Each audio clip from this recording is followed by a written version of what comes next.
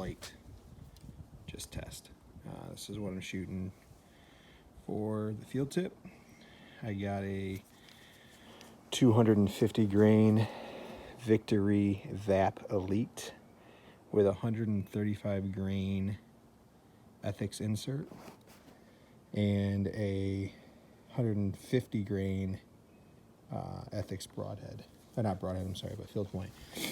Then, so the arrows are 600 grains total weight.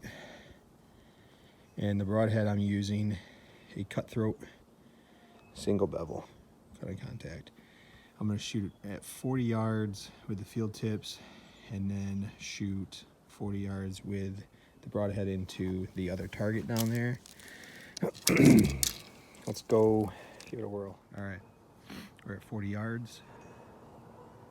That's all I mean out here. I'm going to be shooting at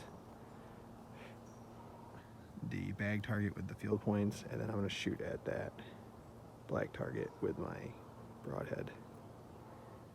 Hopefully I come somewhere close to that white circle as the goal.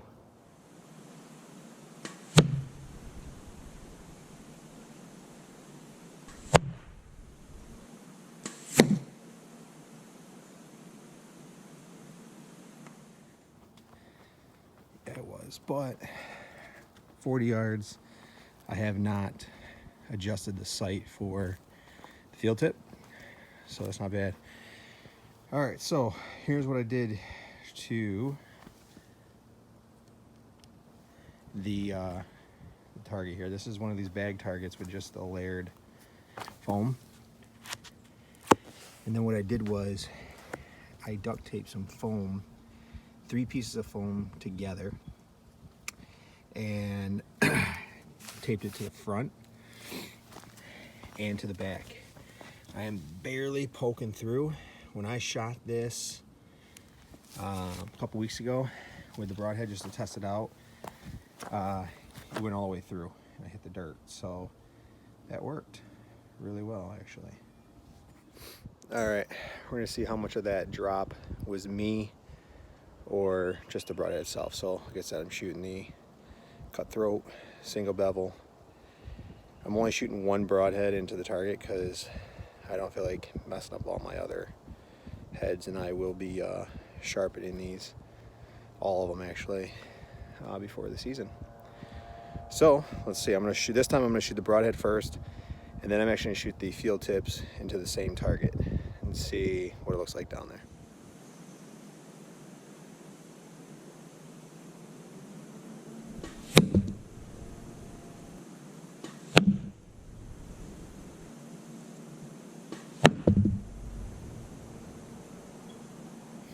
All right, so I am shooting the EZV bow sight, and for this purpose, because I'm trying to just shoot a dot, I'm just using these hash marks. So each of those little black marks, you just line it up in the middle. So it's, the top one's 20, then 30, 40, 50, and then 60.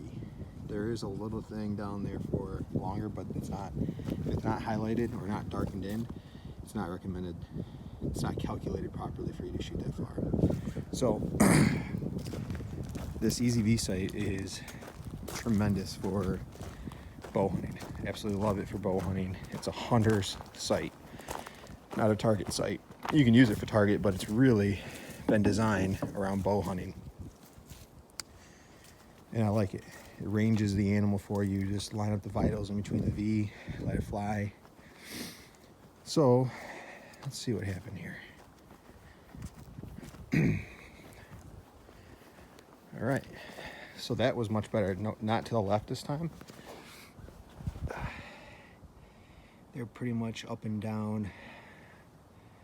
See which one, the broadhead. The broadhead felt really good when I released it. It wasn't jerky at all.